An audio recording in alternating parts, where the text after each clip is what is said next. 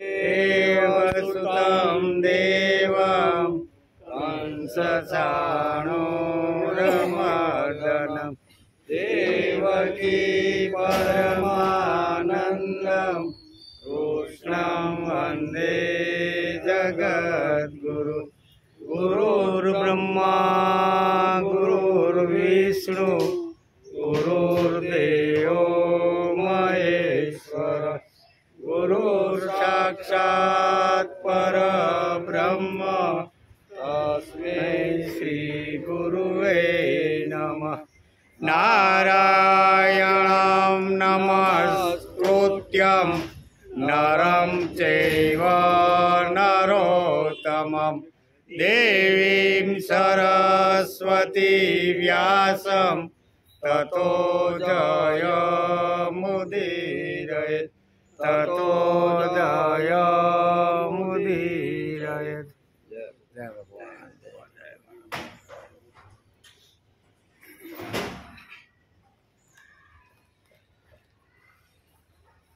वन्दितयुगचरणं पावनकरणं जगदुदहरणं विमलधरं कालीयशिरगमनं कृतपणिनमनं दातितयमनं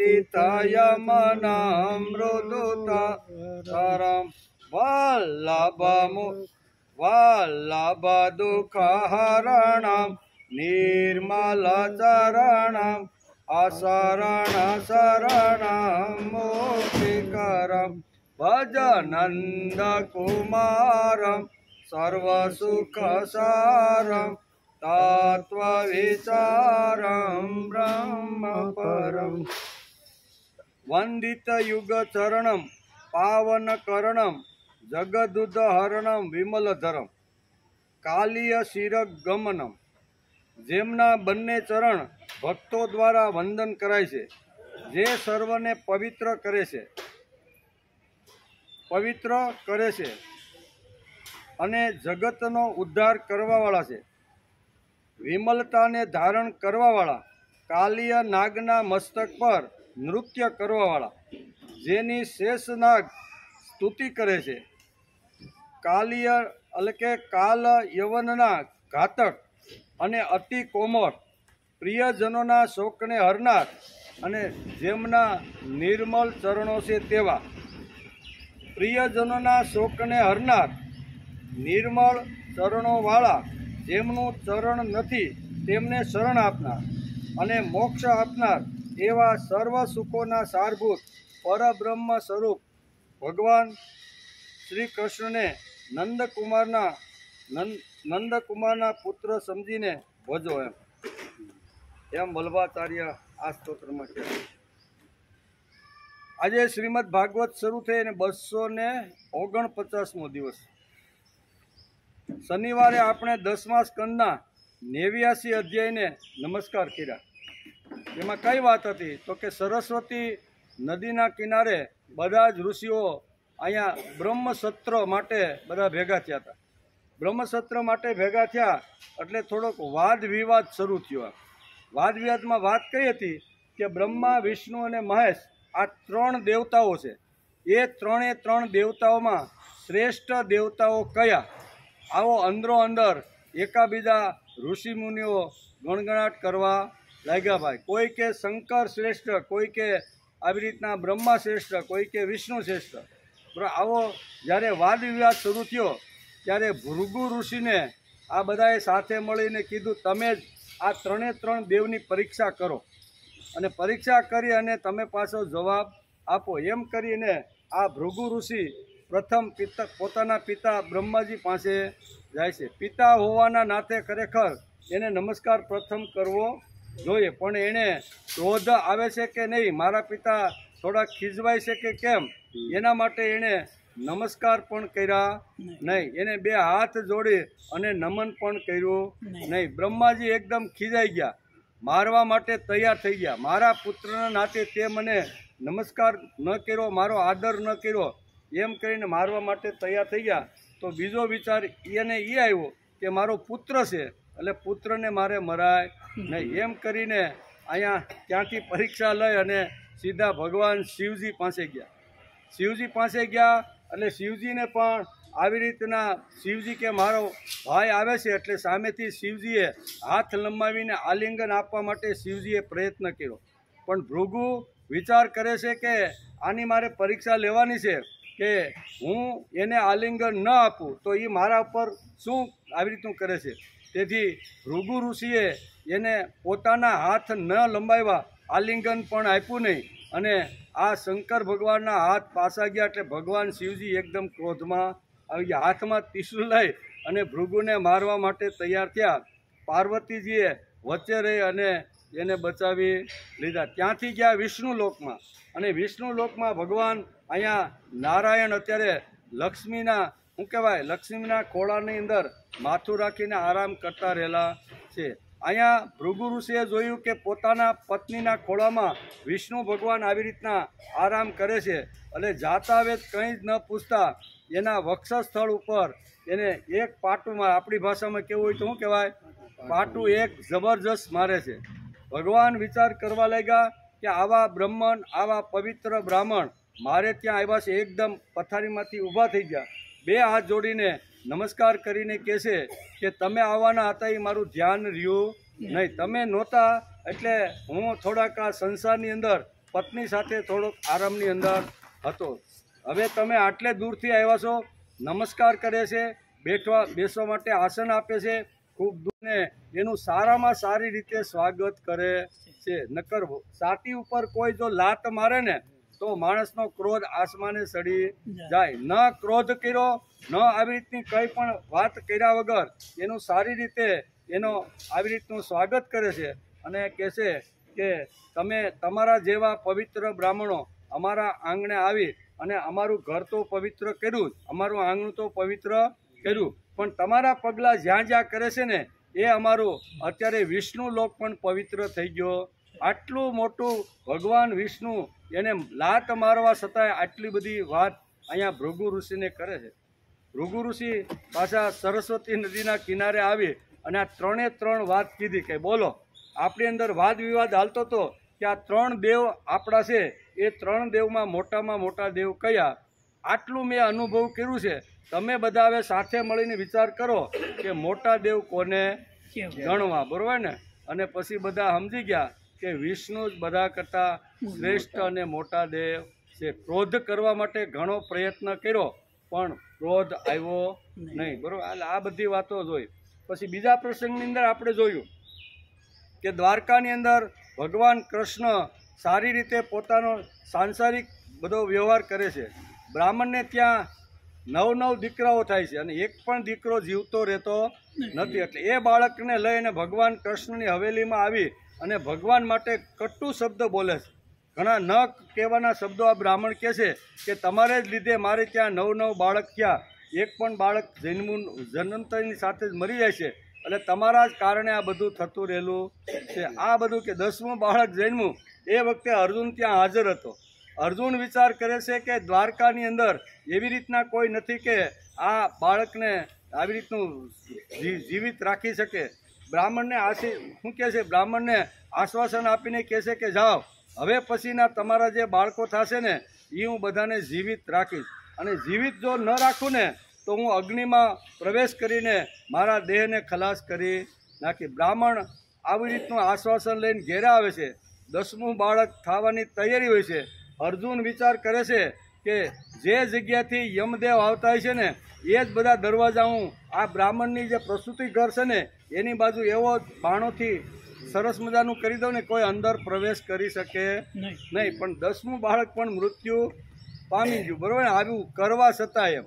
અને પછી ભગવાન અને આવી રીતના અર્જુન ભગવાન વિષ્ણુ લોકમાં જાય છે અને ભગવાન કહે છે કે તમે ઘણા સમયથી મારાથી બંને નર નારાયણ તમે છૂટા પડી ગયા હતા અને તમે પાછા મારી પાસે આવો એટલા માટે આ બ્રાહ્મણના 10 બાળકો મારી પાસે મેં બોલાવી લીધા છે. એ બાને તમે અહીંયા લેવા માટે આવો.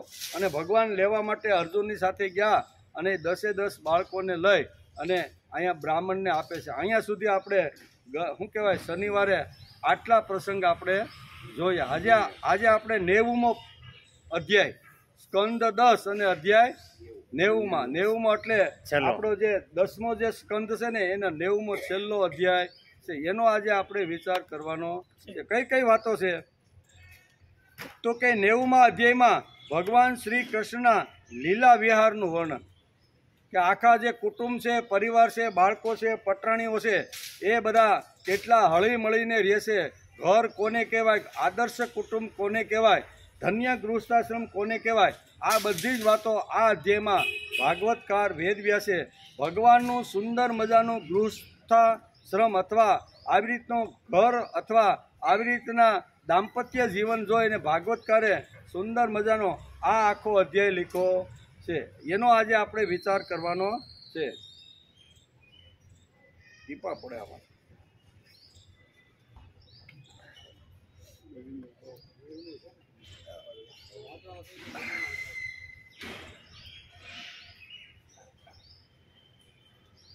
શ્રી સુખદેવજી ઉવાચ સુખમ સ્વપુર્યા નિવાસામ દ્વારકાયામ શ્રિતમ પતિ સર્વસંપત્ય શ્રુદ્ધાનામ જોષ્ટાયા વૃષ્ણની સંગે સ્ત્રીભી સોતમો એષ નિર્ભયો વન કાંતિભી કંદુ કાંદિર્ભિયેષુ ક્રીડંતી ભીસ્તદિજ્યતિ. શ્રી સુખદેવજી મહારાજ કહે છે કે હે રાજા પરીક્ષિત, દ્વારકા નગરીની શોભા અલૌકિક હતી, જ્યાં ભગવાન કૃષ્ણનો પરિવાર રહેતો હતો. ભાગવતકાર વેદવ્યાસ લખે છે અને સુખદેવજી મહારાજ રાજા પરીક્ષિતને કહે છે, હે પરીક્ષિત, દ્વારકા નગરીની શોભા અલૌકિક હતી. તેના માર્ગો મદમસ્ત હાથીઓ, સુસજ્જિત સૈનિકો, ઘોડા અને સોનાના રથોની ભીડથી ભરચક ભરેલા રહેતા હતા. જ્યાં જુઓ ત્યાં લીલીછમ ઉપવનો, બગીચાઓ લહેરાઈ રહ્યા હતા. ફળ ફૂલથી લદાયેલા વૃક્ષોની હારમાળાઓ હતી. તેમના પર બેસીને ભમરાઓ ગુંજરાવ કરી રહ્યા હતા અને જાત જાતના પક્ષીઓ કલરવ કરી રહ્યા હતા. તે નગરી બધી પ્રકારની સંપત્તિઓથી ભરપૂર હતી. દરેક પ્રકારની જે સંપત્તિ છે એ સંપત્તિથી આ દ્વારકા નગરી ભરપૂર હતી. તે નગરી બધા પ્રકારની સંપત્તિઓથી ભરપૂર હતી. જગતના શ્રેષ્ઠ વીર યાદવો તેનું સેવન કરીને પોતાને ભાગ્યશાળી માનતા હતા. ત્યાંની સ્ત્રીઓ સુંદર વેશભૂષા વિભૂષિત કરતી હતી અને તેમના અંગ અંગમાં તરુણમાં સલકાતી હતી. તેઓ જ્યારે પોતાના મહેલોમાં વિવિધ ક્રીડાઓ કરતી, રમતો રમતી, ત્યારે એવું લાગતું જાણે વીજળી ચમકી રહી છે. લક્ષ્મીપતિ ભગવાનની પોતાની આ દ્વારકા નગરી હતી. તેમાં તેઓ નિવાસ કરતા હતા. ભગવાન શ્રી કૃષ્ણ 16,000થી વધુ પત્નીઓના એકમાત્ર પ્રાણ વલ્લભ હતા. તે બધી પત્નીઓના જુદા જુદા સંપન્ન હતા. જેટલી પત્નીઓ હતી તેટલા જ અદ્ભુત રૂપ ધારણ કરીને તેઓ તેમની સાથે વિહાર કરી રહ્યા હતા. ભગવાનની લીલાનું વર્ણન કરતા ભાગવતકાર વેદવ્યાસ લખે છે અને સુખદેવજી મહારાજ આ રીતે અહીંયા દ્વારકાની શોભા, દ્વારકાની પ્રકૃતિ સૌંદર્ય, એના મહેલો અને મહેલની અંદર રહેનારી જે પોતાની જે પટરાણીઓ હતી એ દરેક પટરાણીઓ સાથે કૃષ્ણ હતા એવું ભાગવતકાર લખે છે. આ અદ્ભુત લીલાનું વર્ણન ભાગવતકાર વેદવ્યાસ અત્યારે કરી રહ્યા છે. બધી પત્નીઓના મહેલમાં સુંદર સુંદર સરોવરો હતા. તેમનું નિર્મળ જળ ખીલેલા નીલ, પીળા, શ્વેત, લાલ વગેરે જાત જાતના કમળોના પરાગથી મહેકતું હતું. તે સરોવરમાં ટોળે ટોળા હંસ અને અલગ અલગ બધા પક્ષીઓ, સારસથી માંડીને બધા પક્ષીઓ આનંદ કિલોલ કરતા હતા. આવું સુંદર મજાનું વર્ણન દ્વારકાપુરીનું ભાગવતકાર વેદવ્યાસ લખે છે. ભગવાનની નગરી છે. ભગવાનની અંદર રહેલા એટલે કે નગરીમાં રહેલા દરેક આવી રીતના લોકોનું વર્ણન ભાગવતકાર વેદવ્યાસે કર્યું છે. ભગવાન શ્રી કૃષ્ણ તે જળાશયો તથા ક્યારેક નદીઓના જળમાં પણ પ્રવેશ કરીને પોતાની પત્નીઓ સાથે જલવિહાર કરતા હતા. ભગવાનની સાથે જલવિહાર કરનારી પત્નીઓ એટલે કે જ્યારે તેમને પોતાના ભુજ પાસમાં પકડી લેતી, આલિંગન આપતી હતી, ત્યારે ભગવાનના શ્રીઅંગોમાં તેમના વક્ષસ્ત્રનું કેસર લાગતું હતું. તે સમયે ગંધર્વો તેમનું યશોગાન કરતા અને સુત માગધ અને બંદીજનો બહુ આનંદથી મૃદુંગ, ઢોલ, નગારા વગેરે વગાડી અને ભગવાન કૃષ્ણના મહેલોની આજુબાજુ આવી રીતનું કરતા હતા. ભગવાનની પત્નીઓ ક્યારેક હસ્યા કરતા પિચકારીઓ વડે જળ છાંટીને તેમને ભીંજવી નાખતી હતી. એટલે બહુ સરસ રીતું અહીંયા આદર્શ કુટુંબ કોને કહેવાય, આદર્શ ઘર કોને કહેવાય, આદર્શ ગૃહસ્થાશ્રમ કોને કહેવાય. હોગ્યું મોઢું પીને રહેતા હોય ઘરમાં તો એને આદર્શ કુટુંબ કહેવાય નહીં. ભાગવતકાર વેદવ્યાસ લખે છે કે આવી રીતની ભગવાન કૃષ્ણની પટરણીઓ જ્યારે અનેક પ્રકારના ઉત્સવો દ્વારકામાં આવતા ત્યારે રંગબેરંગથી પિચકારીઓથી એકાબીજાને ભીંજવી નાખતા હતા. ભગવાનની પત્નીઓ ક્યારેક હાસ્ય કરતા પિચકારીઓ વડે જળ છાંટી તેમને ભીંજવી દેતી હતી, તો ક્યારેક ભગવાન પણ તેમના જળથી આદ્ર કરી દેતા હતા. આ પ્રમાણે ભગવાન પોતાની પત્નીઓ સાથે રમત અને ક્રીડાઓ કરતા હતા. જાણે યક્ષરાજ કુબેર યક્ષણીઓ સાથે વિહાર કરતા હોય તેવી રીતે.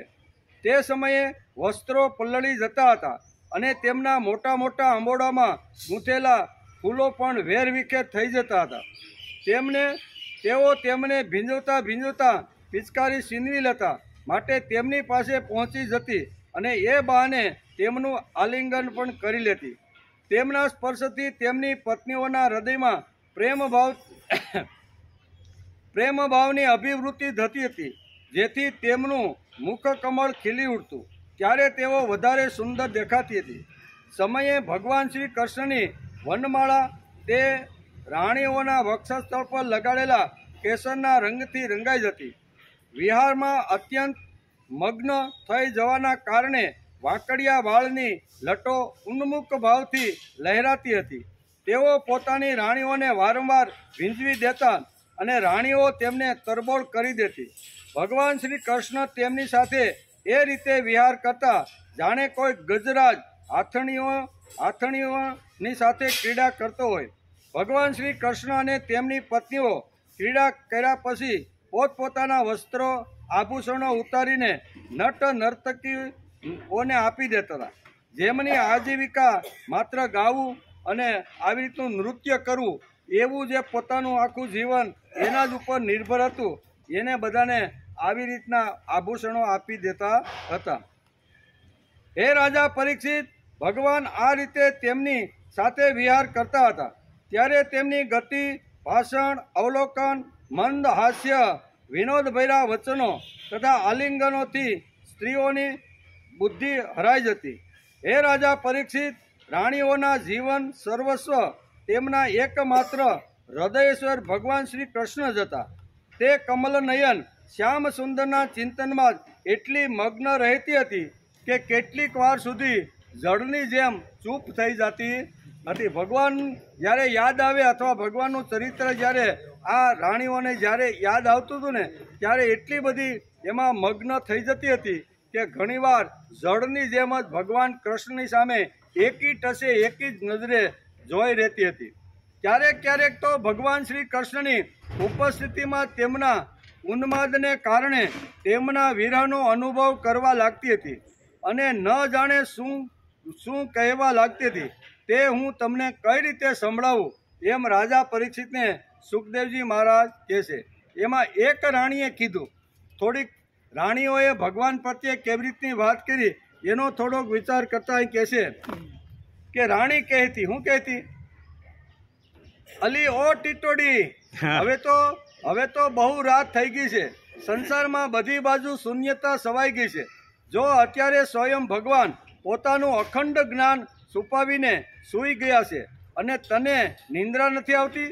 તું આ પ્રમાણે આખી રાત જાગીને બકવાટ કેમ કરી રહી છે? હે સખી, ક્યારેક તું પણ અમારી જેમ કમલનયન ભગવાન શ્રી કૃષ્ણની હાસ્ય સહિત ઉદાર દ્રષ્ટિથી વિંધાઈ ગઈ કે શું એમ? ટીટોળી અહીંયા ઘણીવાર આવી રીતના પ્રસંગો પણ કહે છે. એમાં ઘણીવાર આ સ્ત્રીઓ આ રીતની કહે છે અરે ઓ ચકલી છે, શું તારા પતિદેવ ક્યાંક વિદેશ ચાલ્યા ગયા છે કે આ પ્રમાણે તું કરુણા સ્વરથી પોકારી રહી છો? અરે રે, ત્યારે તો તું બહુ દુખિયારી છે, પરંતુ માનો ન માનો તારા હૃદયમાં પણ અમારી જેમ જ ભગવાનની દાસી થવાનો ભાવ જાગૃત થઈ ગયો છે. શું તું હવે તેમના ચરણોમાં ચડાવેલી પુષ્પોની માળા પોતાના અંબોડામાં ગૂંથવા ઈચ્છે છે? આમ અનેક પ્રકારના પક્ષીઓને આવી રીતનું સંબોધન કરતા આ બધી રાણીઓ વારંવાર આમ કહે છે. એવી રીતે ઓ સમુદ્ર, તમે નિરંતર ગર્જના કરતા કરો છો, તમને નિંદ્રા નથી આવતી? એવું લાગે છે કે તમને હંમેશા જાગતા રહેવાની બીમારી લાગુ પડી ગઈ છે. પરંતુ ના ના, અમે સમજી ગયા. અમારા પ્રિય શ્યામ સુંદરે તમારું ધૈર્ય, ગંભીરતા વગેરે સ્વાભાવિક ગુણ છીનવી લીધા છે. શું આને કારણે તમે અમારા જેવા અસાધ્ય વ્યાધિના શિકાર થઈ ગયા છો, જેની કોઈ દવા નથી? અમે પણ ભગવાન કૃષ્ણના ચરિત્રની અંદર અમે પણ ઘાયલ થઈ ગયા છીએ. તેથી અમને પણ ઊંઘ આવતી નથી અને સમુદ્રને કે તને પણ ઊંઘ આવતી નથી. તું પણ આવી રીતના રાતના સમયે પણ મોજા ઉછાળીને ઉલાળતો રહ્યો છે. એમ અત્યારે બધા પ્રકૃતિ અને પક્ષીઓને સંબોધી અને આ બધી રાણીઓ આ રીતે કહે છે.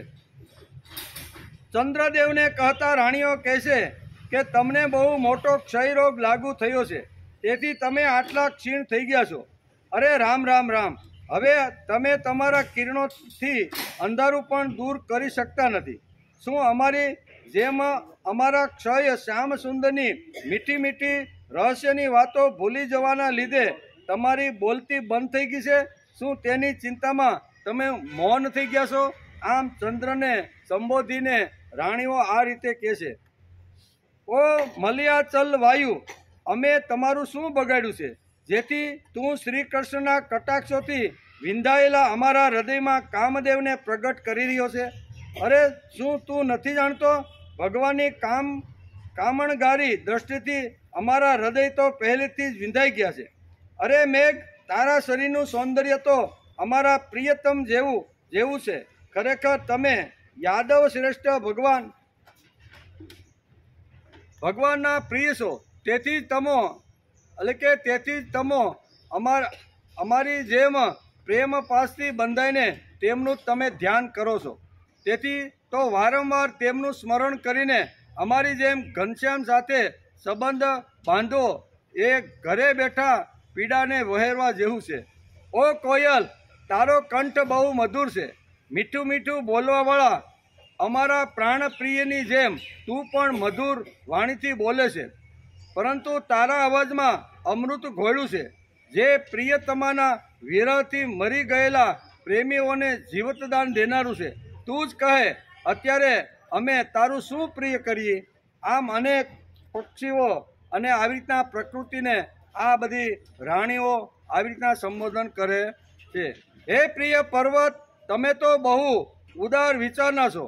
તમે જ પૃથ્વીને પણ ધારણ કરી રાખી છે. ન તમે હલો છો, ન તમે ચાલો છો, અને કાંઈ કહો કે સાંભળો છો. એવું લાગે છે કે કોઈ મોટા વિચારમાં મગ્ન થઈ ગયા છો. સારું સારું, હવે સમજાયું કે તમે અમારી જેમ એવું જ ઈચ્છો છો કે તમારા શિખરો પર હું પણ ભગવાન શ્યામ સુંદરના ચરણને ધારણ કરું છું. ઓ સમુદ્ર પત્ની નદીઓ, આ ગ્રીષ્મ ઋતુ છે, તમારો પ્રવાહ પણ સુકાઈ ગયો છે. હવે તમારી અંદર ખીલેલા કમળોનું સૌંદર્ય દેખાતું નથી. તમે બહુ દુબળા પાતળા થઈ ગયા છો એવું લાગે છે.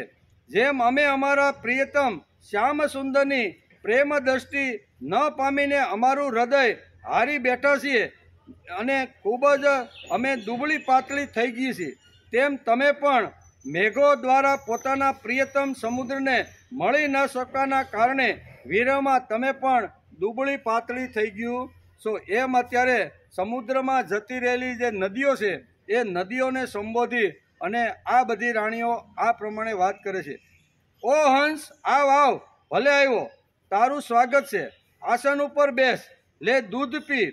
હે પ્રિય હંસ, શ્યામ સુંદરની કોઈ વાત તો સંભળાવ. અમે એવું સમજીએ છીએ કે તું તેમનો દૂત છે.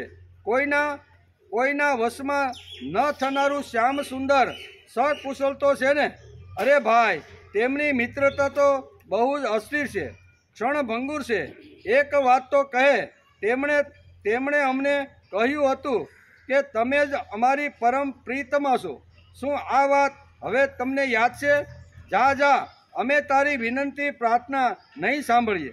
જ્યારે તેઓ અમારી પરવા કરતા નથી તો અમે તેમની પાછળ શા માટે મરીએ? કપટીના દૂત, અમે તેમની પાસે જવાના નથી. શું કહ્યું? તેઓ અમારી ઈચ્છા પૂરી કરવા અહીં આવવા ચાહે છે.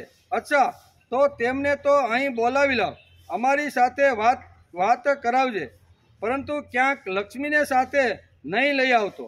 તો શું તેઓ લક્ષ્મીને છોડીને અહીં આવવા નથી ઈચ્છતા? આ કેવી વાત છે? શું સ્ત્રીઓમાં લક્ષ્મી જ એવી છે કે જેનો ભગવાનમાં અનન્ય પ્રેમ છે? શું અમારાથી કોઈ એક પણ એવી નથી? આમ અલગ અલગ આવી રીતની ભગવાનની જે પટરાણીઓ છે એ પ્રકૃતિ અને પક્ષીઓને વારંવાર આવી રીતના સંબોધન કરે છે. જે ભાગ્યશાળી સ્ત્રીઓ જગતગુરુ ભગવાન શ્રી કૃષ્ણને પોતાના પતિ માનીને પરમ પ્રેમથી તેમના ચરણોની સેવા કરે છે, તેમના તપનું શું વર્ણન કરી શકાય એવું નથી. એમ રાજા કહે છે કે આટલું સુંદર, આટલો ભાવ, આટલો પ્રેમ, આત્મીયતા અહીંયા પટરાણીઓને ભગવાન પ્રત્યે હતું. તેથી બધા જ પક્ષીઓને ઉદ્દેશીને આ બધી વાત કરે છે. હે રાજા પરીક્ષિત, શ્રી કૃષ્ણની પત્નીઓ યોગેશ્વર ભગવાન શ્રી કૃષ્ણના આવો જ અનન્ય પ્રેમ રાખતી હતી. આના કારણે તેમણે પરમપદ પ્રાપ્ત કર્યું. ભગવાન શ્રી કૃષ્ણની લીલાઓ અનેક પ્રકારના ગીતોથી અનેક પ્રકારમાં ગાવામાં આવે છે. તે એટલી મધુર, એટલી મનોહર છે કે તેમના સાંભળવા માત્રથી સ્ત્રીઓના મનને તેમના તરફ ખેંચી જાય છે. પછી જે સ્ત્રીઓ તેમને પોતાના નેત્રોથી જુએ છે તેમના માટે તો કહેવું શું? આમ રાજા પરીક્ષિતને સુખદેવજી મહારાજ કહે છે કે ભગવાન કૃષ્ણની લીલાઓ અનેક પ્રકારે ગાઈ શકાય એવી છે. કોઈ પક્ષી દ્વારા ગાઈ શકે છે અને કોઈ વૃક્ષ આવી રીતના પ્રકૃતિ દ્વારા ગાઈ શકે છે. ભગવાનની લીલા તો આવી રીતની અનેક પ્રકારની મધુર અને મનોહારી છે. કેટલી લીલાની હું તને વાત કરું. આમ પરીક્ષિત રાજાને અહીંયા સુખદેવજી મહારાજ કહે છે. હે પરીક્ષિત, ભગવાન શ્રી કૃષ્ણ સત્પુરુષોના એકમાત્ર આશ્રય છે. તેમણે વેદોક્ત ધર્મનું વારંવાર આચરણ કરીને લોકોને એ વાત દેખાડી છે. ઘર એ જ ધર્મ છે. ઘરનું વર્ણન કરતા ભાગવતકાર લખે છે કે ઘર એ જ ધર્મ છે. ઘર એ જ ધર્મ છે. ધર્મ, અર્થ, કામ અને મોક્ષ પુરુષાર્થનું સ્થાન છે. તેથી તેઓ ગૃહસ્થોચિત શ્રેષ્ઠ ધર્મનો આશ્રય લઈને દ્વારકાની અંદર સામાન્ય માણસો જે વ્યવહાર કરે તે વ્યવહાર અત્યારે ભગવાન કૃષ્ણ દ્વારકાની અંદર કરી રહ્યા છે. એમ રાજા પરીક્ષિતને બહુ સરસ રીતે અત્યારે સુખદેવજી મહારાજ કહે છે. સુખદેવજી મહારાજ કહે છે, એવં વેદોદિતમ ધર્મમ અનોતિષ્ઠતિ સતામ ગતિ ગૃહમ ધર્માર્થ કામાનામ મુહુ સાદર્શયમ પદમ અસ્તિ તસ્ય પરમ ધર્મ કૃષ્ણસ્ય ગૃહમેધિનામ આસનમ ષોડસહસ્ત્રમ મોહિષ્ય શતાધિકમ. હે રાજા પરીક્ષિત, ભગવાન શ્રી કૃષ્ણ સત્પુરુષોના એકમાત્ર આશ્રય છે. કોણ? ભગવાન શ્રી કૃષ્ણ સત્પુરુષો જગતમાં જ્યાં જ્યાં હરે છે, ફરે છે, રહે છે ને એના એકમાત્ર આશ્રય હોય તો એ ભગવાન શ્રી કૃષ્ણ છે. એમ સુખદેવજી મહારાજ કહે છે. તેમણે વેદોક્ત ધર્મનું વારંવાર આચરણ કરીને લોકોને એ વાત દેખાડી છે કે ઘર એ જ સ્વર્ગ છે. ઘરથી બહાર સ્વર્ગ જોવા નીકળે તો એને મળતું નથી. ઘર એ જ સ્વર્ગ છે. ઘર એ જ ધર્મ છે. ધર્મ, અર્થ અને કામ પુરુષાર્થનું સ્થાન છે. તેથી તેઓ ગૃહસ્થોચિત શ્રેષ્ઠ ધર્મનો આશ્રય લઈને વ્યવહાર કરી રહ્યા હતા.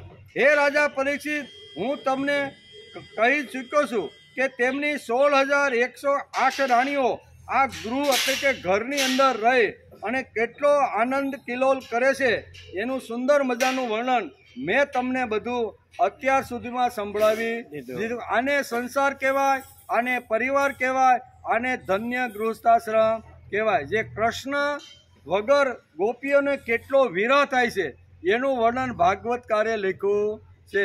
પછી ટીટોડી હોય કે પછી ચંદ્ર હોય કે પહાડ હોય કે સમુદ્ર હોય, એ બધાને અનુલક્ષીને આ બધી રાણીઓ કહેશે કે તમને પણ અમારા જેવી આવી રીતની ઊંઘ આવતી નથી. કૃષ્ણ અમારાથી જ્યારે અલગ પડી જાય છે, અમારી દ્રષ્ટિમાંથી જ્યારે જતો રહેશે ને, ત્યારે અમારી જેવી હાલત થાય છે ને તેવી તમારા બધાની હાલત થતી હશે. આવું સુંદર મજાનું વર્ણન અહીંયા 27 શ્લોક સુધીની અંદર ભાગવતકાર વેદવ્યાસે લખ્યું છે કે આદર્શ ઘર કોને કહેવાય, આદર્શ કુટુંબ કોને કહેવાય. આટલો મોટો વ્યવહાર, આટલો મોટો સંસાર છે, પણ કોઈ જગ્યાએ એમાં એકાબીજાના મોઢા ચડી ગયેલા હોય અથવા એકાબીજા પ્રત્યે રાગ દ્વેષ હોય.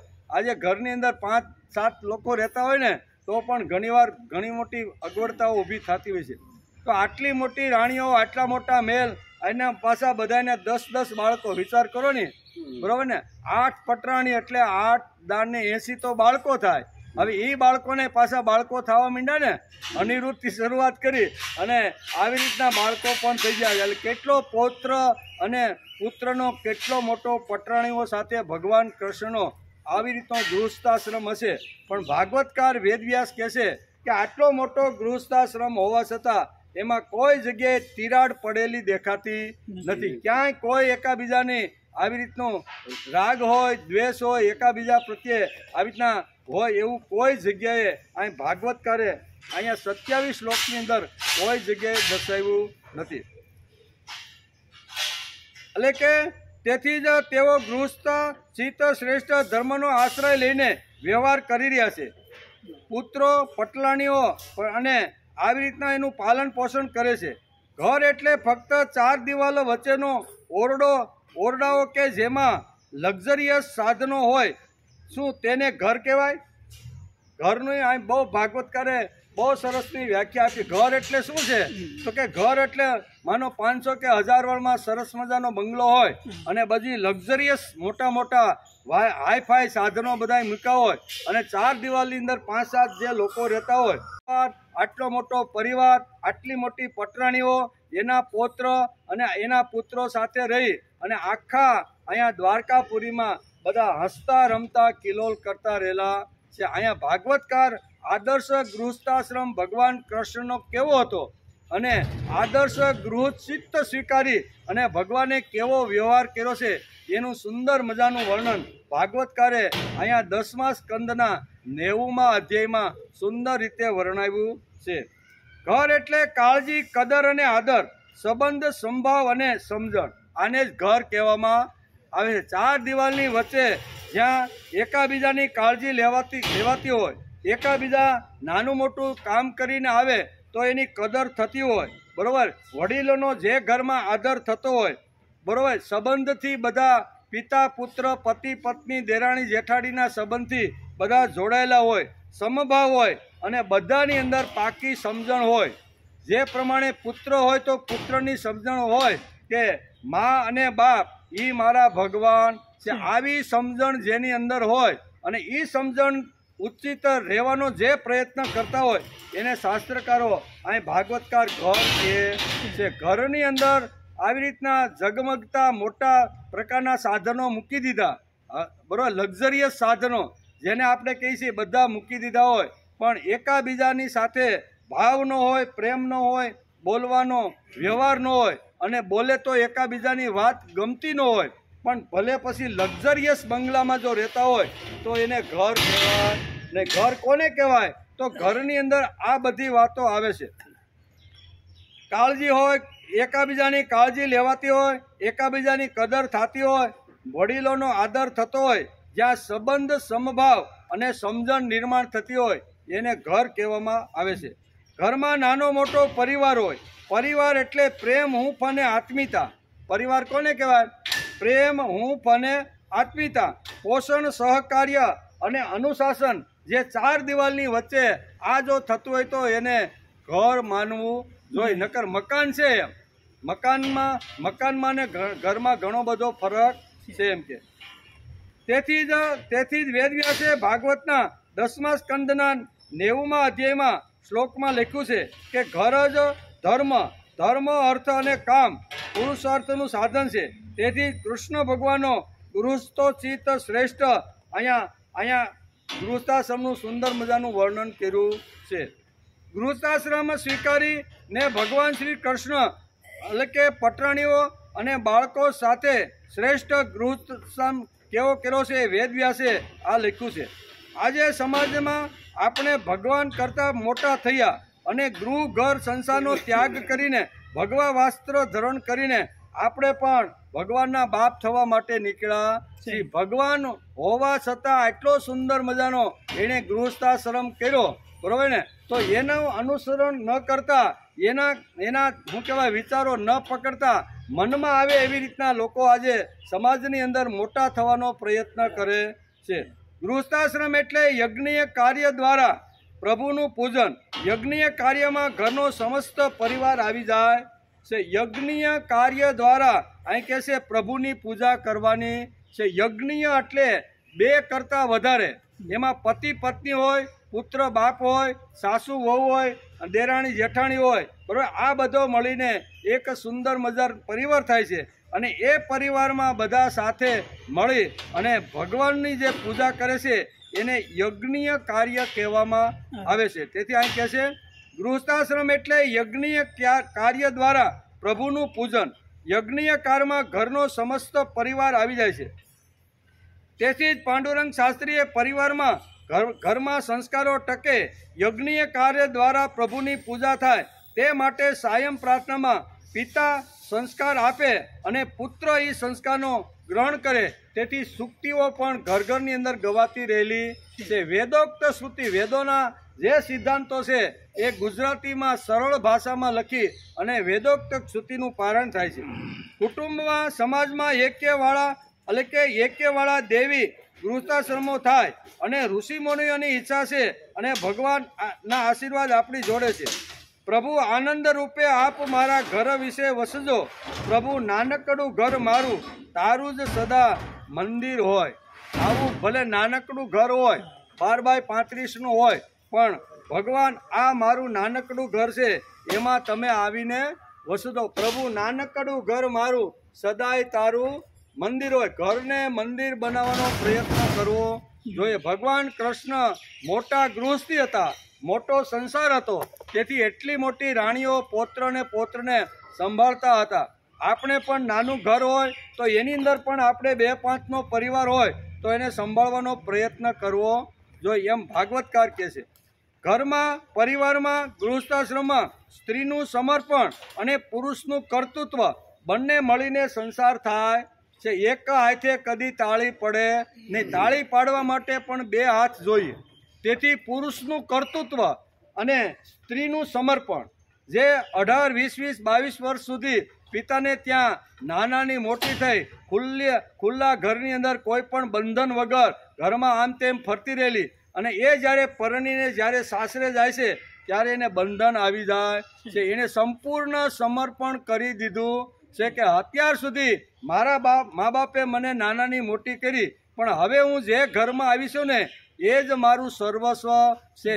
મા બાપને ભૂલે, બરોબર, ભાઈ ભાભીને ભૂલે અને અહીંયા દેર કે હોય કે સાસુ હોય એને પણ બા બનાવીને રહેવાનો પ્રયત્ન કરે છે. એટલે જ્યારે લાવે ત્યારે ઘરની અંદર વયોવૃદ્ધ મા બાપ હોય છે એના પગની અંદર પહેલી કમાણીની આવક બાપાના પગમાં મૂકીને કહેતા. જૂના કાળની વાત છે, અત્યારની વાત, પણ જૂના કાળમાં એક આવી પદ્ધતિ હતી કે બાપના પગમાં મૂકી 2 હાથથી નમસ્કાર કરી અને બાપાના ચરણ પકડીને કહેતો કે બાપા, તમે મને જન્મ આપ્યો, તમે મને નાનાનો મોટો કર્યો, સંસ્કાર આપ્યા, ભણવામાં જ્યાં જ્યાં અટકો ત્યાં તમે કદાચ આવી રીતનું ગમે તેમ કરીને મારી ફી ભરી છે, તમે કદાચ ભૂખા પણ એકાદ ટક રહ્યા છો કે મારો દીકરો મોટો થાય, મારો દીકરો સારો થાય, મારો દીકરો સંસ્કારી થાય, એના માટે રાત દિવસ પરસેવો પાડી અને 25 વર્ષ સુધી નાના મોટા કર્યા, ભણાવ્યા, સારી પોસ્ટકો લાવ્યા અને મને સુંદર સારામાં સારી નોકરી મળી જાય. તમે આટલો પ્રયત્ન ન કર્યો હોત તો મને નોકરી મળે.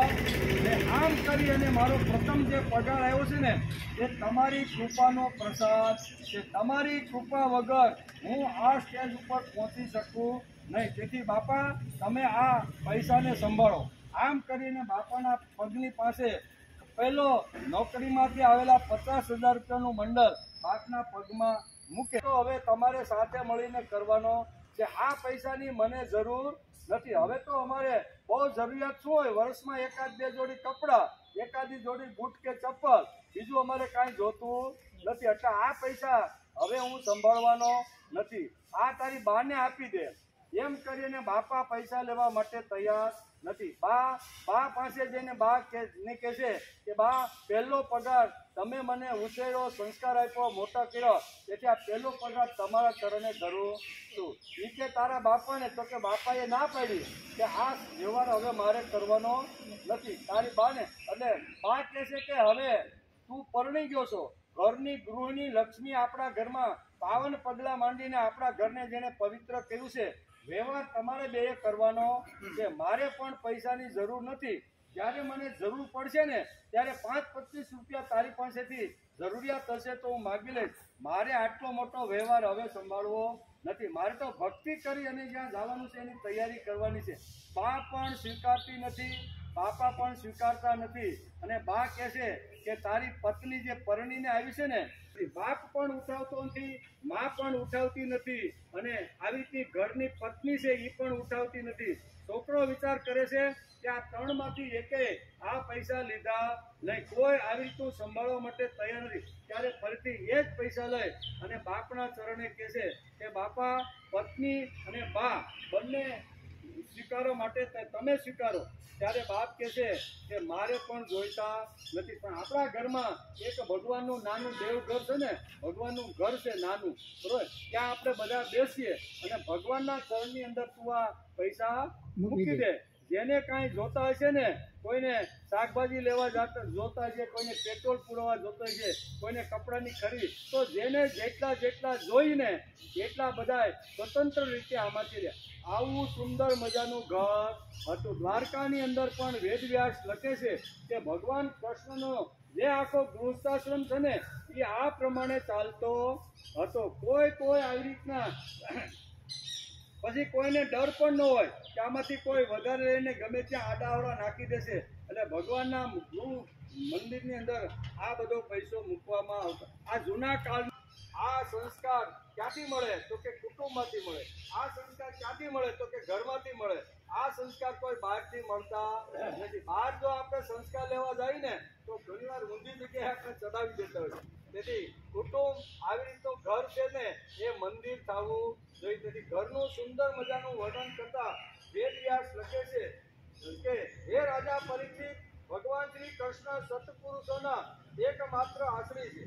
તેમણે વેદોક્ત ધર્મનું વારંવાર આચરણ કરીને લોકોને એ દેખાડી દીધું છે કે ઘર એ જ મંદિર છે. ઘર એ ધર્મ, અર્થ અને કામ આવી રીતના પુરુષાર્થનું જે સ્થાન હોય ને તો એ ઘર છે. તેથી ઘરને સુંદર બનાવવાનો પ્રયત્ન કરવો જોઈએ. ભલે જ્યારે અમારે બરપત કરે છે ઘણીવાર આવી રીતનું જ્યારે સમાજમાં થાય ને ત્યારે કુટુંબ તૂટે છે, બરાબર ને. કુટુંબને જો તોડવાનું ન હોય તો ભાગવતકાર વેદવ્યાસે કીધું છે કૃષ્ણ ગમે તેટલા મોટા હતા, આખા વિશ્વને સંભાળવા હતા, પણ એના કુટુંબની અંદર, એના ઘરની અંદર જે લોકો કેવી રીતના રહેતા હતા એ અહીંયા પોતાની પટરાણીઓ દ્વારા અહીંયા ભાગવતકારે સમજાવવાનો પ્રયત્ન કર્યો છે. બધા ખુલ્લા મનથી પોતાનો વિચાર રજૂ કરી શકતા. આવું કુટુંબ બનાવવા માટે ભાગવતકારે જબરદસ્ત પ્રયત્ન કર્યો છે. ભારતીય સંસ્કૃતિ ભવ્ય, દિવ્ય અને વિશ્વમાં અજોડ છે. આપણી સંસ્કૃતિમાં એક વાત આપણે જોઈએ ને પછી ઘર હોય, કુટુંબ હોય, યજ્ઞ હોય, ગૃહસ્થાશ્રમ હોય, દાંપત્ય જીવન હોય કે મંદિર હોય કે કોઈ પણ હોય, તો એક ભારતીય સંસ્કૃતિના જે આ સાધનો છે ને એ ભવ્ય અને દિવ્ય છે. ઘરમાં, પરિવારમાં, ગૃહસ્થાશ્રમમાં સ્ત્રીનું સમર્પણ અને પુરુષનું કર્તૃત્વ બંને મળીને સંસાર થાય એક હાથે તાળી પડે ને પુરુષ મહેનત કરે, બહારથી સંપત્તિ લાવવાનો, એને ઘરની લક્ષ્મી સારી રીતે આખો સંસાર ચાલે, એમાંથી જોઈતી વસ્તુ લાવીને આ બંને મળે ત્યારે આજનું ઘર બને, જે સંસાર બને છે. સમાજની સ્થિરતા માટે આપણી સંસ્કૃતિએ વર્ણાશ્રમ વ્યવસ્થા આપી છે. તેમ જીવનમાં 4 આશ્રમો પણ કહ્યા. આપણી સુંદર મજાની ત્યાંની સમાજની વ્યવસ્થા આડી અવળી ન થાય, કાયમ માટે ટકી રહે, એટલા માટે ભારતીય સંસ્કૃતિએ સુંદર મજાની વ્યવસ્થાઓ કરી છે. આ વ્યવસ્થાઓ પ્રમાણે જો ચાલવાનો પ્રયત્ન કરે તો આખો સમાજ સારી રીતે સ્થિર રહી શકે લગાવી છે. આ 4 વ્યવસ્થા જે સમાજમાં હોય છે તે સમાજ, તે ઘર, તે કુટુંબ સુખી અને સ્થિર રહી શકે. તે 4 આશ્રમની અંદર આવી રીતનું જે વ્યવસ્થા હોય છે એ વ્યવસ્થા પર રહેવાનો જો પ્રયત્ન કરે તો સમાજ, ઘર, કુટુંબ અને પરિવાર સારી રીતે સ્થિર રહી શકે. તે સ્થિરતા લાવવાની હોય તો એના માટે ભારતીય સંસ્કૃતિએ આપેલા જે દિવ્ય અને ભવ્ય જે હથિયારો છે ને એ હથિયારોને સમજી અને એ પ્રમાણે ચાલવાનો પ્રયત્ન કરવો જોઈએ. વરતંતુનો શિષ્ય કોષ રઘુરાજા પાસે આવે છે. 10મા સ્કંદના છેલ્લા અધ્યાયની 90મો અધ્યાય, બરોબર. અને એમાં શરૂઆતમાં જ ભાગવતકાર વેદવ્યાસે આખું ભગવાન શ્રી કૃષ્ણનું આખો ધમધમાટ કેવો હતો, રાણીઓ કેવી રીતની હતી, રાણીઓના મનમાંથી ભગવાન થોડીક વાર જો આવી રીતના નજર સમક્ષથી નીકળી જાય તો એને કેવા કેવા વિરહ થતા હતા, એનું વર્ણન બહુ સરસ રીતે ભાગવતકારે કહ્યું છે. અને સુખદેવજી મહારાજ આ રીતે એને સમજાવે છે. પછી અહીંયા વ્યાસ લખે છે અને સુખદેવજી મહારાજ રાજા પરીક્ષિતને બહુ સરસ અહીંયા 28 અને 29 2 શ્લોકની અંદર ઘરનું મહત્ત્વ સમજાવે છે. આદર્શ ઘર કેવું હોય, આદર્શ કુટુંબ કેવો હોય, આદર્શ પરિવાર કેવો હોય, આદર્શ સંસાર કેવો હોય, આદર્શ દાંપત્ય જીવન કેવું હોય, એનું 2 શ્લોકની અંદર ભાગવતકારે સુંદર મજાનું ઘરની અંદર રહીને સારામાં સારો સંસાર કેવી રીતે કરી શકાય એનું સુંદર મજાનું વર્ણન કર્યું છે. એનો આપણે વિચાર કરીએ છીએ. રામાયણમાં ગૃહસ્થાશ્રમ ટોચ ઉપર હતો. કુટુંબમાં પિતા સાથે, ભાઈ સાથે, પુત્ર સાથે, પતિ સાથે કેમ રહેવું, તેમજ સાસુ વહુના સંબંધ કેવા હોવા જોઈએ તે વાલ્મીકીએ બહુ સરસ રીતે રામાયણની અંદર લખ્યું છે. રામાયણ એટલે ઉત્કૃષ્ટ ગૃહસ્થાશ્રમનો આદર્શ જો ગણીએ ને તો એ રામાયણ છે. રામાયણની અંદર આ બધી જ વાતો, બરાબર ને. અહીંયા રામને શું કહેવાય, રામને જ ફક્ત વનવાસ મળ્યો હતો, સીતાને વનવાસ મળ્યો નહોતો, બરાબર ને. પણ રામ જો વનમાં જવા માટે તૈયાર થઈ ગયા તો સીતા પણ એની સાથે તૈયાર થઈ ગઈ. સીતાને સમજાવવા માટે ઘણા બધા પ્રયત્નો કરવામાં આવ્યા કે વનવાસ તો રામને છે. અને વશિષ્ઠ પણ કહે છે કે રામ જેટલી તાકાત, રામ જેટલી શક્તિ, રામ જેટલું આવી રીતનું કર્તૃત્વ અને રામ જેટલી બુદ્ધિ અહીંયા સીતાની અંદર છે. રામ વનમાં જાય તો ચાલે પણ સીતાને જરૂર જવાની નથી. અને શા માટે તો કે રામ આવી રીતના અયોધ્યામાંથી બહાર નીકળીને વનમાં જાય તો ચાલશે પણ સીતા અયોધ્યાની ગાદી ઉપર બેસી અને સારામાં સારું અયોધ્યાનું શાસન કરી શકે એટલી તાકાત, એટલી શક્તિ, એટલું બળ અહીંયા સીતાની અંદર છે. કોણ કહે છે? વશિષ્ઠ પોતે આવી રીતનો સિક્કો મારીને કહે છે કે સીતા તમારે જવાની જરૂર નથી. ભલે રામને વનવાસ મળ્યો છે, તમે તો અયોધ્યાની ગાદી ઉપર બેસીને તમે સુંદર મજાનું રાજ કરો છો. આજે કરે કે નહીં? ઘણી બધી નારીઓ આ ભારતની અંદર આવી રીતના મુખ્યમંત્રી થઈને ઘણા તો આવી રીતના આખા દેશના વડાપ્રધાન થઈને પણ રાજ કરતા હોય છે. એટલે અહીંયા પણ છે. પણ સીતા એમ કહે છે કે રામ વગર હું રહી શકું એમ નથી. બહુ આગ્રહ કરે છે કૌશલ્યાને બધા જ, પણ કે જો તમે મને રામની સાથે જવા નહીં દો તો હું જીભ કચડીને મરી જઈશ. પણ રામ તો મારો પડસાયો છે. રામનો જ્યાં જ્યાં પડસાયો જાય હું પડસાયો બનીને એની સાથે જીવવામાં, આને કહેવાય આદર્શ દાંપત્ય જીવન. એટલે અહીંયા ભાગવતની અંદર પણ કૃષ્ણનું આદર્શ દાંપત્ય જીવન પત્નીઓ સાથે કેવી રીતનું હતું એનું સુંદર મજાનું અહીંયા વર્ણન કર્યું છે. આપણા મહાભારત અને શ્રીમદ ભાગવત, બરાબર, પછી રામાયણ લ્યો, આ બધાની અંદર આદર્શ ગૃહસ્થાશ્રમ કેવો હોય તેનું વર્ણન છે. ધર્મ, અર્થ, કામ અને મોક્ષ આ 4 પુરુષાર્થ ભારતીય જીવનના આધાર સ્તંભો છે. ગૃહસ્થાશ્રમમાં આ ચારેય પુરુષાર્થો પતિ પત્નીને સાથે મળીને સિદ્ધ કરવાના હોય છે. ધર્મ, અર્થ, કામ અને મોક્ષ, ચારે ચાર જે પુરુષાર્થ જે ભારતીય સંસ્કૃતિના જે આધાર સ્તંભો છે એ પતિ પત્નીએ સાથે રહીને આ ચારે ચાર પ્રાપ્ત કરવાના છે. ધર્મની અંદર રહેવાનું, અર્થ એટલે કે અર્થોપાર્જન કરીને પુરુષ ઘરમાં જે લાવે એની સારી રીતે વ્યવસ્થા કરવાની. પછી ધર્મ, અર્થ, કામ અને મોક્ષ, આ ચારે ચાર જે પુરુષાર્થ છે એ સંસારમાં રહીને પતિ પત્નીએ કરવાના હોય છે. લગ્ન એ બે આત્માઓનું મિલન છે. સાચા ગૃહસ્થી પોતાનો સંસાર વ્યવહાર બરાબર સંભાળીને પૂર્ણ થાય છે. કુટુંબના ભરણ પોષણ કરવાની સાથે સાથે સમાજનું પણ એક અંગ આ દાંપત્ય બનવું જોઈએ. પાંડુરંગ શાસ્ત્રી ઘણીવાર તેમના પ્રવચનમાં કહે છે કે ભક્તિ એ માત્ર કર્મકાંડ નથી, ભક્તિ એક વૃત્તિ છે. ખાલી કર્મકાંડી ભક્તિ નથી, ભક્તિ એક વૃત્તિ છે.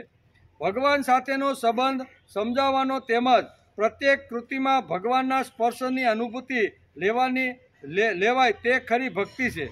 ભગવાને આપેલી શક્તિઓ જેવી કે વિત્ત શક્તિ, વિચાર શક્તિ, શરીર શક્તિ, સમય વગેરેનો ઉપયોગ સાંસ્કૃતિક પુનરુત્થાનમાં કરવો એ ગૃહસ્થીઓનું મોટામાં મોટું કર્તવ્ય છે. ગૃહસ્થાશ્રમ કરતાં કરતાં મળેલી શક્તિ, મળેલી બુદ્ધિ, મળેલું જે કાંઈ ધન છે અથવા સમય છે એ સંસ્કૃતિના સંવર્ધન અને માનવીના વિકાસ માટે કરવો એ ગૃહસ્થાશ્રમીનું ધર્મ છે. આટલું ગૃહસ્થાશ્રમનું વર્ણન ભાગવતકારે કર્યું છે. અર્થ અને કામની સાથે ધર્મ અને મોક્ષ માટે લગ્નથી જોડાયેલા બંને જીવનોએ સાથે મળી પ્રયત્ન કરવાનો હોય છે. ગૃહસ્થાશ્રમમાં પતિ પત્નીના મન, હૃદય, વિચારો, ભાવ અને હેતુ એક રહેવા જોઈએ. તેથી લગ્ન વખતના પવિત્ર મંત્રોમાં વેદો કહે છે કે અમારા જીવનનો અને કાર્યનો હેતુ એક જ રહે છે. સમાની વ આકૃતિ સમાના હૃદયાની વ. બરાબર, લગ્ન વખતના પવિત્ર આ વેદોક્ત જે મંત્ર જો આપણે સાંભળીએ તો એની અંદર પણ આ ઋષિઓએ ઘોષણા કરી છે. તેથી અમારા મન કદાચ સમાન ન હશે તો સમાન બનાવવા અમે પ્રયત્ન કરીશું. કદાચ સમાન ન હોય, ઘણીવાર આવનાર જે સ્ત્રી છે એ અને જે પરણનાર જે પુરુષ છે એના ઘણીવાર મન સમાન હોતા નથી, પણ મન સમાન રહે એના માટેનો પ્રામાણિક પ્રયત્ન માણસે કરવો જોઈએ. ગૃહસ્થાશ્રમમાં પુરુષનું કર્તૃત્વ અને સ્ત્રીનું સમર્પણ મળીને શ્રેષ્ઠ સંસાર બને છે. સીતાજીનું સમર્પણ હતું એમ. સીતાજીએ સંપૂર્ણ પોતાનું જીવન રામની અંદર સમર્પણ કરી દીધું હતું. છતાં માતાઓનો અતિશય આગ્રહ હોવા છતાં જ્યારે બહુ આગ્રહ કરે છે ત્યારે સીતાજી કહે છે કે જો તમે મને વધારે આગ્રહ કરી અને રામની સાથે જવા નહીં ગયો તો રામ જેવા અયોધ્યા છોડીને ડગલું બહાર મૂકશે તો હું જીભ કચડીને મરી જવાની છું. આટલું આનું મહત્વ કેટલું છે એ આપણે વાલ્મીકી અહીંયા રામાયણની અંદર સીતાના ચરિત્ર દ્વારા સમજાવે છે. લગ્ન જીવનમાં સ્ત્રીનું સમર્પણ એ આપણી સંસ્કૃતિ છે. રામ વનમાં જવા નીકળ્યા તો સીતા પણ સાથે જાય છે.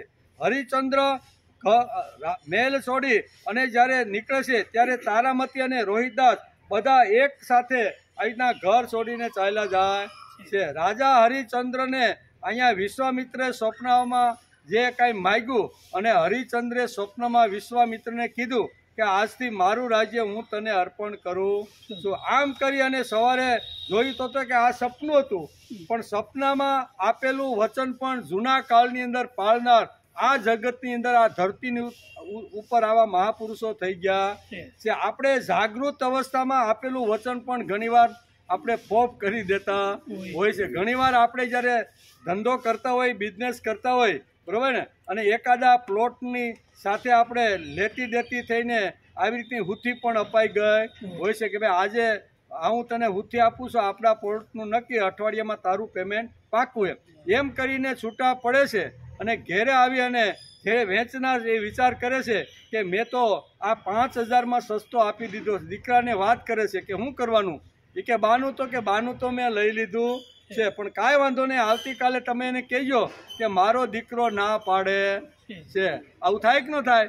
સમાજમાં જ્યારે ઘણીવાર આવી રીતના આપણે ધંધા વ્યવહારમાં જ્યારે જોડાયેલા હોય છે ત્યારે જાગ્રત અવસ્થાની અંદર આપેલું જે વચન છે ને એ આપણે છોડી દે છે. અહીં તો શું કહેવાય, નિંદ્રા અવસ્થામાં અહીંયા કીધું કે આજથી મારું રાજ્ય હું તને અર્પણ કરું. તું જાયગા હતા તો કે આ તો સ્વપ્ન હતું, પણ સપનામાં આપેલું વચન હરિચંદ્ર રાજાએ અહીંયા ઘરનો ગૃહનો ત્યાગ કરી અને નીકળી પડે છે. અહીં તારામતી કહે છે કે તમારા પડસાયાની જેમ મેં જીવ્યું છે તેથી હું પણ તમારી સાથે આવું છું.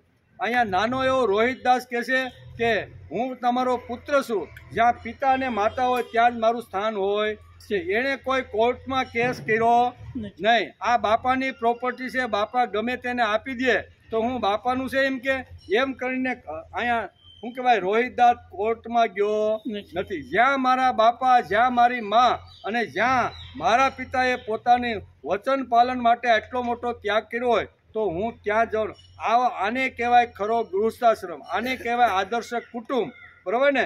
નહીંતર અહીંયા તારામતીને ને રોહિતદાસને રહેવાની તો છૂટ હતી.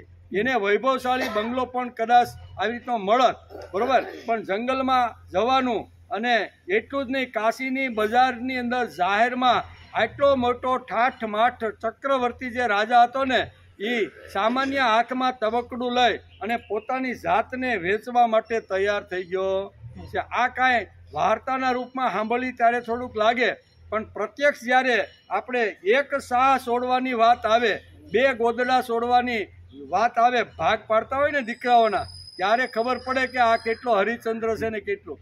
આખું રાજ્ય છોડવાનું હતું. રાજ્ય છોડીને હાથમાં તબકડું લઈ અને કોઈને ત્યાં વેચાઈ જઈને એનું નાનું મોટું કામ કરવાનું હતું. આટલો મોટી સંપત્તિ, આટલો મોટો ભોગ, આટલું મોટું ઐશ્વર્ય ભોગવ્યા પછી નાનું થઈને જીવવું ને એ તો ખૂબ જ અઘરું છે. નાના જીવતા જીવતા મરી જાય તો કાંઈ વાંધો આવે નહીં, એને તો આગળ કાંઈ ભોગવું જ નથી. પણ આટલો જેને ઠાઠમાઠ દુનિયાનો ચક્રવર્તી રાજા, કોઈ સામાન્ય રાજા ને હજારો જ્યાં દાસ દાસીઓ જેની સેવા કરતી હતી, વૈભવશાળી ઠાઠમાઠ હતો, મોટા મોટા આવી રીતના મહેલો હતા અને એની અંદર પાણી માગેતા દૂધ હાજર થાય આવી રીતના એના આજ્ઞાપાલક આવી રીતના બધા હતા. અને એ બધું છોડીને જવું એટલે કાંઈ હેલી વાત નથી. આને કહેવાય આદર્શ ગૃહસ્થાશ્રમ. એક ગયો એટલે બીજો નીકળો, બીજો ગયો એટલે ત્રીજો નીકળો. લક્ષ્મણને પણ અહીંયા વનવાસ મળેલો નહોતો, પણ જ્યાં મારો ભાઈ જાય ને, એ મારા ભાઈના પડસાયાની સાથે અત્યાર સુધી હું રહ્યો છું, તો જ્યાં મારો મોટો ભાઈ ત્યાં જ હું થાય, બરાબર? કહેવાનો અર્થ કે આને કહેવાય આદર્શ ગૃહસ્થાશ્રમ કહેવાય. એનું સુંદર મજાનું વર્ણન છે. એટલે કે માત્ર 4 દિવાલોમાં સાથે રહે તેને કુટુંબ કહી શકાય નહીં. ઈંટ સિમેન્ટથી મકાન બને પણ ઘર બની શકતું નથી. By money you can have house but not home. અંગ્રેજીમાં એક કહેવત છે કે by money you can have house but not home. એટલે તમે મકાન બનાવી શકો પૈસાથી, ઈંટ પથ્થરથી, પણ ઘર બનાવી શકતા નથી. ઘર તો ઘરની 4 દિવાલની વચ્ચે જે પરિવાર આવ્યો છે એની સાથે આત્મીયતા, એની સાથે ભાવ, એની સાથે આવી રીતની ત્યાગની વૃત્તિ માણસની હોવી જોઈએ. ત્યાગનું શિક્ષણ ફક્ત ગૃહસ્થાશ્રમમાંથી જ મળે છે, બીજી કોઈ જગ્યાએથી મળતું નથી. દાદા ઘણીવાર ઘણી ભાવતી વસ્તુ હોય, દાદાને ભૂખ લાગેલી હોય, પણ એકાદી વસ્તુ જો એને રસ્તામાંથી કોઈ જગ્યાએથી મળે ને તો એ સીધી ખિસ્સામાં નાખી જાય. મારા પૌત્રને બહુ સારી ભાવે છે, બાપાને ભૂખ લાગેલી છે પણ બાપા ખાતા. આ ત્યાગનું શિક્ષણ અહીંયા ગૃહસ્થાશ્રમ વગર શક્ય નથી. સારામાં સારું ઘર હોય, સારામાં સારું કુટુંબ બનાવવા માટે સંસ્કારોનું તેમજ વિચારોનું સિંચન જરૂર છે. વ્યાસે 10મા સ્કંદની અંદર 90મા અધ્યાયની અંદર અહીંયા રાણીઓ સાથેનો જે આખો વ્યવહાર છે ને એ સુંદર મજાનો કેટલી કિલોલ કરતી. એકાદ વાર જો મગજમાંથી કૃષ્ણ વયો જાય તો એની હાલત કેવી રીતની થતી હતી ને એવું સુંદર મજાનું વર્ણન અહીં કર્યું છે. કુટુંબમાં વિચારોની એકતા, ત્યાગની તૈયારી, સમર્પણનો ભાવ અને એકબીજા પ્રત્યે આદર, કાળજી અને કદર હોય ત્યારે સંસાર સુંદર બને છે. સંસારને જો સુંદર બનાવવાનો હોય, સંસારને જો આદર્શ બનાવવાનો હોય, સંસારને જો દિવ્ય અને ભવ્ય જો બનાવવાનો હોય તો એના માટે ત્યાગ ખૂબ જ અગત્યનો છે. એકાબીજાનો ભાવ સમજવાની જરૂર છે. એકાબીજાનો ત્યાગ, એકાબીજા માટે ભાવ, એકાબીજા માટે આદર, એકાબીજા માટે ઘરની અંદર કાળજી નાના મોટાની લેવાથી, આ બધા ગુણો જે 4 દિવાલની વચ્ચે છે એને જ આદર્શ કુટુંબ અને આદર્શ ગૃહસ્થાશ્રમ કહેવામાં આવે છે. નકર આપણી પાસે પૈસાની સગવડતા હોય, સુંદર મજાની હવેલી બનાવી અને એની અંદર બધા લક્ઝરિયસ સાધનો મૂકી દીધા, બધાય નોકર સાકર બધી જગ્યાએ અલગ અલગ મૂકી દીધા, એટલે એને ઘર કહેવામાં આવતું નથી. ઘરમાં આટલી વસ્તુ, શાસ્ત્ર આપણું એમ કહે છે કે ઘરમાં આટલી વસ્તુની ખૂબ જરૂર છે. કઈ કઈ વસ્તુ? તો કે ઘરની અંદર પ્રથમ તો એકતા હોવી જોઈએ, બરોબર ને? જેમ આપણે રસ્તાની અંદર જતા હોય અને કાંટો જો આપણને લાગે ને તો કાંટાને ને આંખને એટલો બધો સંબંધ ને એટલી બધી એક છે, લાગે છે પગની અંદર કાંટો અને આંસુડા આંખમાંથી પટપટ પડે. એનો અર્થ હું એક્ય, આપણા શરીરના બધા જે અંગો છે ને એ બધાનું એક્ય કેવી રીતનું છે ને એ આપણે જ્યારે અનુભવ કરીએ ત્યારે ખબર પડે. એટલે ઘરની અંદર આવી રીતનું એકતા હોય, ત્યાગની તૈયારી હોય, સમર્પણનો ભાવ હોય અને એકબીજા પ્રત્યે આદર કદર અને કાળજી હોય, તેને સુંદર સંસાર કહેવામાં આવે છે. પ્રભુ નાનકડું ઘર મારું, સદાય તારું મંદિરો, આ ભારતીય ગૃહસ્થાશ્રમની ભગવાન પાસે પ્રાર્થના છે. ભગવાનને રોજ પ્રાર્થના કરવાની કે ભગવાન નાનકડું ઘર મારું, સદાય તારું મંદિર હોય. એમ કે મંદિર હોય. વનવાસ મહાપુરુષ કહે છે કે આને કુટુંબ કહેવાય, જ્યાં મરવા જવાની પડાપડી થાય. મહાભારતનો એક પ્રસંગ આપણે વારંવાર કહીએ છીએ કે અજ્ઞાતવાસ ચાલતો હોય છે.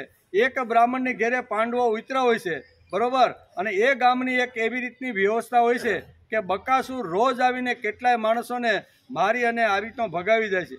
ત્યારે ગામવાળાએ નક્કી કર્યું કે બકાસુરને રોજ આપણે એક માણસ મોકલીએ તો આપણા ગામના ઘણા લોકો બચી જાય. એટલે વારાફરતી આવી રીતના એક પછી એક ઘરનો વારો આવે. અહીંયા કહે છે કે પાંડવો જે જગ્યાએ અહીંયા વનવાસ દરમિયાન ઉતરાતા એ બ્રાહ્મણનું ઘર હતું અને તે દિવસે બ્રાહ્મણનો બકાસુર પાસે જવાનો વારો હતો. બકાસુર પાસે જવાનો વારો હતો એટલે રાતના 12 વાગ્યા આવે રડવાનો અવાજ શરૂ થાય છે. બાજુની અંદર કુંતા માતા પોતાના 5 પુત્રોની સાથે શાંતિથી આવી રીતના સૂતા હતા. માતાની ઊંઘ ઉડી ગઈ કે અત્યારે રાતના 12 વાગ્યા છે અને 12 વાગે આ રડવાનો અવાજ ક્યાંથી? તા તો પોતાની દિવાલની બાજુમાં પોતાના જે ઘરમાં રહેતા હતા એ જ ઘરનો બ્રાહ્મણ સહિત આખું કુટુંબ જાગે છે, રડતું રહેલું છે. કુંતા માતાએ કાન બરોબર દરવાજા પાસે રાખીને સાંભળ્યું તો કે વાત તો બરોબર છે, આ કુટુંબ જેના ઘરે અમે ઉતર્યા છીએ બાજુમાં રહેવા માટે નાની એવી અમને ઓરડી આપી છે ને, તો આ કુટુંબનો જ આવી રીતનો અવાજ છે. રાતના 12 વાગ્યા કુંતા માતા દરવાજો ખખડાવે છે એટલે આ વયોવૃદ્ધ બ્રાહ્મણ દરવાજો ખોલે છે અને કુંતા માતા કહે છે કે તમે બધા શા માટે રડો છો? તમારી બધાની આંખમાં આંસુડા કેમ છે? તો કે શું કરીએ, આજે અમારા કુટુંબનો બકાસુર પાસે જવાનો વારો છે. તેથી વયોવૃદ્ધ માણસ કહે છે, બધાને આશ્વાસન આપતો કહે છે કે સવારે ઉઠીને હું તો જવાનો છું. પત્નીને ભલામણ કરે છે, બાળકોને ભલામણ કરે છે કે તમે હવે 2 બાળકોને કે શાંતિથી તમે રહેજો, તમારી માને બહુ હેરાન કરતા ને. આમ નાની મોટી ભલામણ કરતો વયોવૃદ્ધ બ્રાહ્મણ રડે છે અને એ વખતે એની જે વયોવૃદ્ધ જે પત્ની હોય છે એ કહે છે કે તમારે જવું નથી, તમે તો આ ઘરના મોભી છો, તમે છો ને એટલે કમાઈને અમને નાના મોટા કરીને ઘણું બધું કમાવીને તમે લાવો છો, તમે જાશો તો આ ઘર સોનું થઈ જશે, તમારે નથી જવું, તમારી જગ્યાએ હું જઈશ. શું કહે છે? આ એની પત્ની કહે છે હું જઈશ. પત્ની રડતી કહે છે કે તમારે જવાની જરૂર નથી. અને આ બંનેનો રડવાનો અવાજ આવ્યો તો 17-18 વર્ષનો છોકરો જે સૂતો હતો ને એ પણ જાગી ગયો કે મારા બાપુજીને રડતા રહેલા છે. એને વિચાર આવ્યો કે વાત સાચી છે, સવારે તો અમારા ઘરનો વારો છે, તેથી આ મા બાપ રડે છે. એની માને નમસ્કાર કરીને પગે લાગીને કહે છે કે 18 વર્ષનું સંતાન તમારા ઘરની અંદર હોય, કેટલું? 18 વર્ષ સુધી તમે પાળ્યો પોષો, નાનાનો મોટો કર્યો, સુંદર મજાના સંસ્કાર આપ્યા અને મરવા જવાની વાત આવે ત્યારે તમારે જવું પડે? હું જઈશ એમ કે માં તમારે જવું નથી. આ અવાજ સાંભળ્યો ત્યાં 15-17 વર્ષની છોકરી એની બેન હતી ને એ ઉઠી કે ભઈલા તારે પણ જવાનું નથી, તું જઈશ ને તો આ ઘર સૂનું થઈ જશે, આપણો જે સંસાર છે ને અહીંયા અટકી જશે, બરોબર. અને મારે તો કોઈના ઘરે જઈને શણગારવાનું છે, એકાદા ઘરે ન જાવ તો એમાં હું વાંધો, એટલે મરવા માટે તો હું જ જઈશ. આ કુંતા માતાની વાત સાંભળે અને કુંતા માતાની આંખની અંદર દડ દડ દડ આંસુ પડવા લાગે છે. અહીંયા લગ્નમાં જવાનું નથી. લગ્નમાં જવાનું હોય તો આવી હોડ હોય તો હાલે, બરોબર. અને કોઈના ચાંદલામાં જવાનું નથી, કોઈના આવી રીતના શું કહેવાય પેલા શ્રીમંત નયન સંસ્કારમાં કે આવી રીતના કોઈ જગ્યાએ મોજ કરવા જવાનું નથી. ક્યાં જવાનું છે? મરવા માટે. મરવા માટે ઘરની અંદર હુંસા તુસી થાય છે. પિતા કે હું જાઉં, માતા કે હું જાઉં, 18 વર્ષનો છોકરો કે હું જાઉં, 15-16 વર્ષની દીકરી કે તમારે કોઈને જવું નથી. મરવા માટેની હોડ જે 4 દિવાલની વચ્ચે હાલતી હોય ને એને ઘર કહેવામાં આવે છે. એકાબીજા માટે ત્યાગ કરવાની જે ભાવના હોય ને એને કુટુંબ કહેવાય, એને પરિવાર કહેવાય, એને ઘર કહેવાય. તેથી ભાગવતકાર વેદવ્યાસે હજારો વર્ષ પહેલાં લખાયેલા ગ્રંથની અંદર અહીં સુંદર મજાનો આદર્શ ગૃહસ્થાશ્રમ કૃષ્ણ ભગવાનનો કેવી રીતનો હતો એને અનુસંધાને આ બધી વાતો શાસ્ત્રોમાં લખેલી છે. કુંતા માતા બધાને આશ્વાસન આપતા કહે છે કે તમારે જવાનું, તમારે 4માંથી ભગવાને મને 5 આપ્યા. કેટલા? ભગવાને મને 5 આપ્યા છે. એમાંથી એકાદા દીકરાને હું આવતીકાલે જે લાડુનું ગાડું ભરીને પાડાની ઉપર લઈને જવાનો છે ને એકાદ છોકરાને હું મોકલી આપીશ. તમે શાંતિથી અત્યારે સૂઈ જાઓ, બરોબર. એ સૂતા છે ને સવારે ભીમ આવી રીતનો બકાસુર પાસે આખું લાડવાનું ગાડું લઈને જાય છે. પછી ઘટના હું બની આપણે બધાને ખબર. પણ કહેવાનો અર્થ ઘર કોને કહેવાય? આદર્શ ગૃહસ્થાશ્રમ કોને કહેવાય? મરવા માટેની એકબીજા માટે તૈયારી હોય ને, ત્યાગ કરવાની. આ ત્યાગની ભાવના જ્યાં સુધી કુટુંબમાં ન આવે ત્યાં સુધી ગમે તેટલું લક્ઝરિયસ જીવન માણસનું હશે, વૈભવ હશે, સરસ મજાની લાડી ગાડી પાડી 5-15 નોકરો કામ કરતા હશે, પણ આ ભાવના જો નહીં હોય તો એને કુટુંબ પરિવાર કે આદર્શ જીવન કહેવામાં આવતું નથી. અહીંયા ભાગવતકાર બહુ સરસ ભગવાન કૃષ્ણનો કેવી રીતનો હસતો રમતો કિલોલ કરતી આખી જે પટરણીઓ છે અને એના જે પૌત્ર છે એનું સુંદર મજાનું વર્ણન કર્યું છે. એટલે કે સુંદર મજાનું વર્ણન કર્યું છે. ત્યાર પછી માણસ એકલો રહી પોતાની ઈચ્છા મુજબ ચાલે, પણ કુટુંબ થયા પછી એકબીજાની ઈચ્છા સંભાળવી પડે. ભાઈ એકલો હોય ત્યાં સુધી તો આડોહળો ગમે ત્યાં હાલતો હોય છે, પણ લગ્ન થયા એટલે 2 જણા થયા એટલે કોઈને સંભાળવામાં કોઈના મનની અંદર કાંઈ આવી રીતની હોય તો આ બધી જ ઘટનાઓ અહીં બહુ સરસ રીતે અહીંયા 29 શ્લોકની અંદર લખ્યા. 27, 28 ને 29 આ 3 શ્લોક ઘેરે જઈને વાંચી લેજો.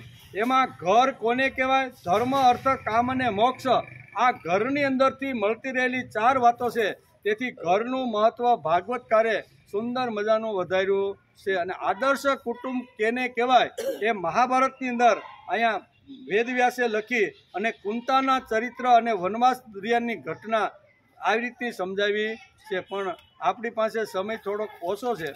છેલ્લો અધ્યાય હતો પણ આપણે મત આજ પૂરો થઈ જશે, પણ હજી ઘણા બધા શ્લોકો બાકી છે, બરોબર ને. એટલે 27 શ્લોકો સુધી આજે આપણે આવ્યા. આપણે આવતીકાલે જ્યારે આવશું ત્યારે આ 90મા અધ્યાયની અંદર અહીંયા ભાગવતકાર વેદવ્યાસ અને રાજા પરીક્ષિતને સુખદેવજી મહારાજ શું કહે છે એનો વિચાર આપણે આવતીકાલે, બરોબર. હજી ઘણા બધા પ્રદ્યુમન અનિરુદ્ધના જે કિલકિલાટ છે ને એ બધું હજી ભાગવતકારે બહુ સરસ રીતે આખો આદર્શ ઘર કેવું હોય એનું સુંદર મજાનું વર્ણન કર્યું છે. પણ આવતીકાલે ટાઈમ થઈ ગયો ને.